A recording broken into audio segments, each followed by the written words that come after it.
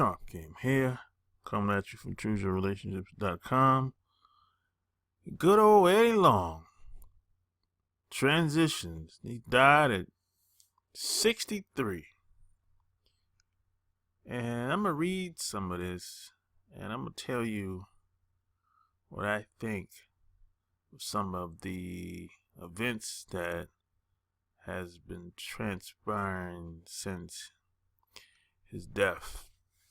So here we go. This is on CNN. Bishop Eddie Long, the controversial leader of one of the nation's largest megachurches, died, according to the suburban Atlanta church he presided over. He was 63. Long died after a battle with an aggressive form of cancer, according to a statement by the New Birth Missionary Baptist Church. Long was a national figure and one of the most innovative and polarizing pastors in the contemporary church. He was also a paradox. He was a preacher who led an infamous march against same-sex marriage and denounced homosexuality, but he also settled a lawsuit by 4 young men who said he pressured them into having sexual relationships. That's interesting. He was a man who wore tight muscle shirts and radiated self-confidence, but used to throw up before sermons because he was so nervous. He was a man who gave away cars and paid the college tuition of needy people, but he also was investigated by Congress after a charity he created had provided him with $1 million home and a Bentley luxury car. When he spoke, black people all over the country listened to him, said Shanae Lee, a sociologist who studies the Black Pentecostal Church. He was part of the repackaging of Christianity for post-civil rights African Americans. That's interesting. Long's wife, who stood by him through his rise and fall from national fame, released a statement.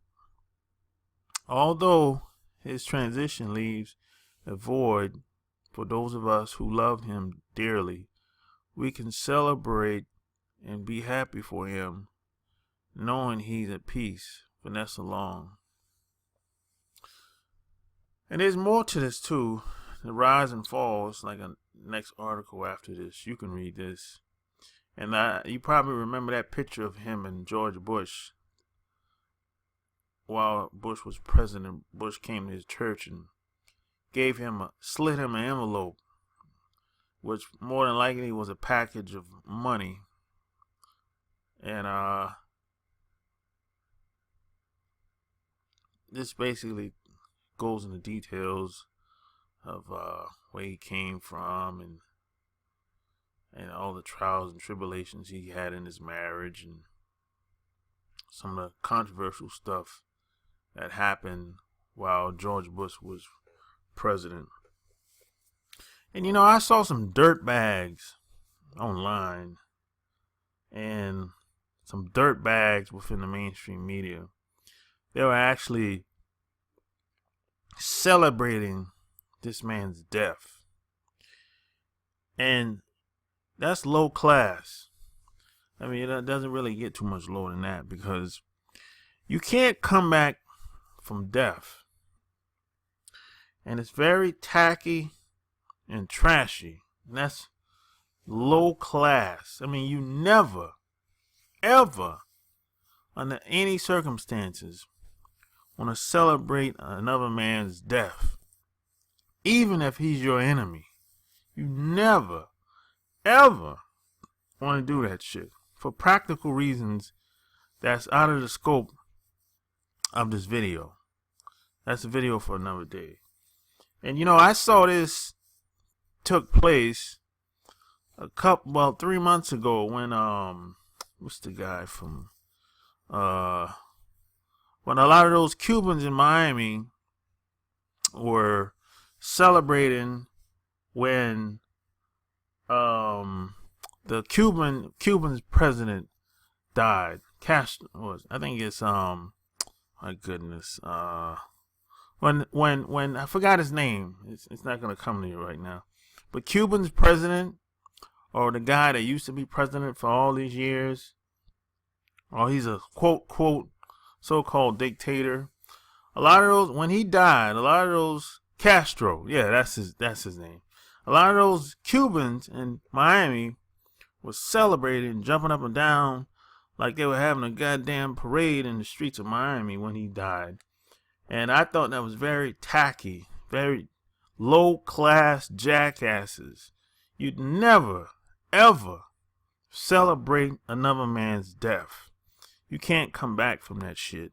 You don't get a round 2 or a round 3, or you don't get 12 rounds from that shit. You don't even get 9 lives from that shit. And it's very tacky and low class. If you're battling, and if that's your enemy, you still don't celebrate the man's death. You know what I mean? If you don't like the person, or y'all had beef, and when he dies, that's just it. But you don't never celebrate another man's death, anybody's death, not even your enemy. It's very tacky thing to do. But you see a lot of this within the mainstream media, and you see a lot of this within the people of the dominant society, you know. And a lot of the non-white people, we tend to go along and get along, and we've been conditioned to pretty much follow. We're like, you know, blind leading the blind, basically. We're like, a lot of non-white people in the United States of America are kind of like sheep. They love to follow. They're like cheerleaders on the side, clapping their hands, kind of like at the football game. But they don't want to become a trendsetter. They don't want to become an innovator. They don't want to do any of that. They just want to cheerlead and jump up and down. And, you know, a lot of people are just low class. So, tell me what you think about this. I mean, I know he's a pretty controversial guy. I'm not a fan of any pastor besides one pastor that I like, Bishop E. Bernard. He's like the only pastor that he says some shit that's truth. So, but besides him, I'm not a fan of any of these guys out here, man. But tell me what you think. So if you like what you heard, check out my blog, chooseyourrelationships.com, and subscribe to my channel. Until next time, Sharp Games out. Peace.